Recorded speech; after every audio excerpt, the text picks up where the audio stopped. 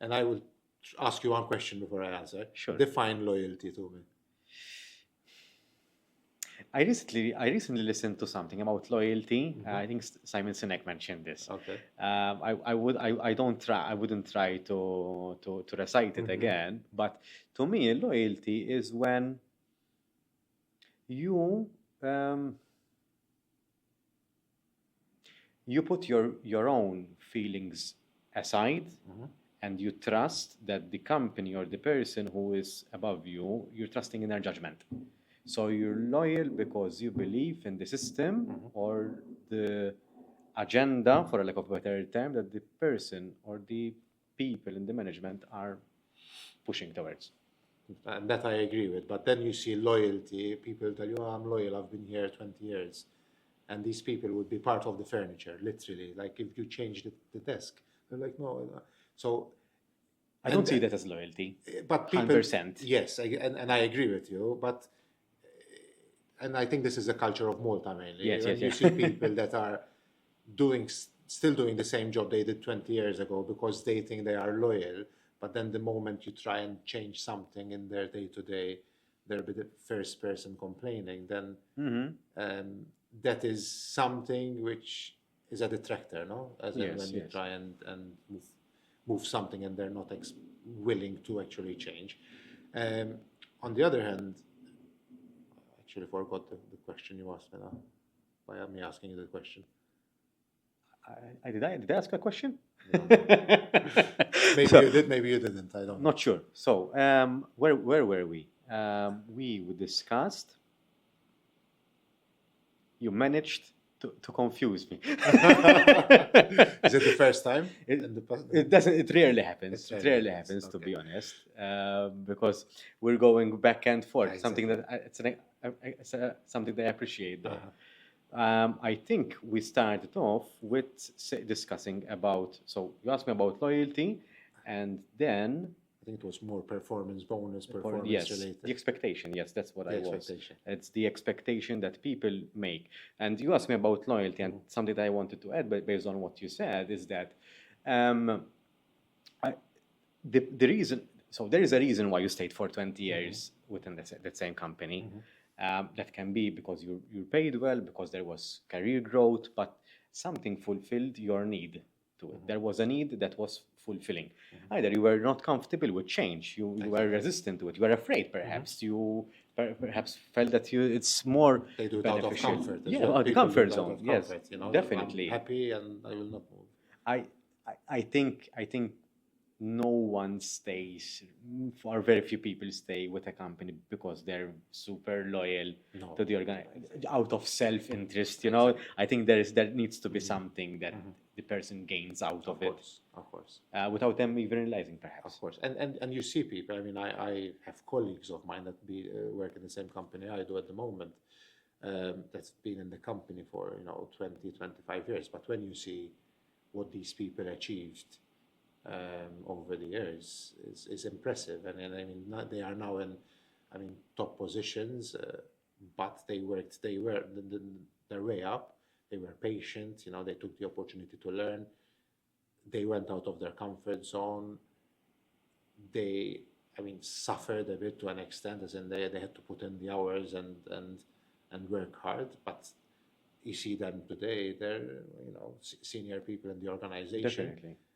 And are planning the way forward for hundreds of other colleagues through the experience they gained over the years. So, and I mean, those people are vital for an organization, in any organization.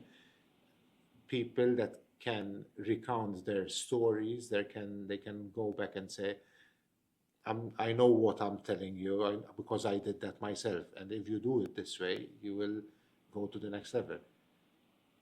And unfortunately, on the other hand, because we have people who are less patient to actually build their own career, we find people that are trying to infiltrate into an organization, trying to become leaders of any organization without the background required to be at that level.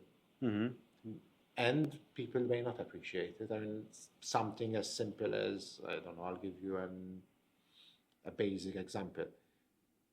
someone who wants to become, let's say, a restaurant manager becomes a restaurant manager because at the moment the workforce is lacking restaurant manager, but then goes and works in a restaurant with waiters that have been waiters for the last 10, 15 years. And unless you're doing something to gain their respect, then Trust, I would say. and trust as well. Trust as well. Trust takes a lot of time, and so does respect. So I think spending the time to gain trust, to get to know the people that you're working with, comes before trying to change something. Exactly. Because for any change that to happen, you need to have the people with you. If you don't, nothing will happen. So unfortunately. And I say it this way, maybe through my own experience. I mean, I started working full time just out of sixth form. So I didn't go to university first. I started working, and I did it because at the time I had an opportunity and I saw the money and I said, okay, I'll stop studying and I go and work.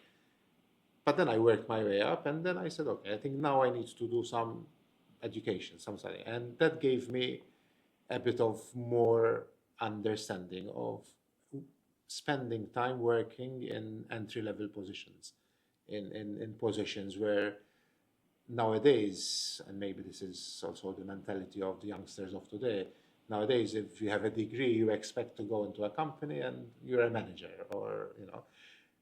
In my time, as in, I'm not old, but in my time, and now when you start seeing the people today, I'm 20, okay. Right. All right. Okay, I'm old, I think.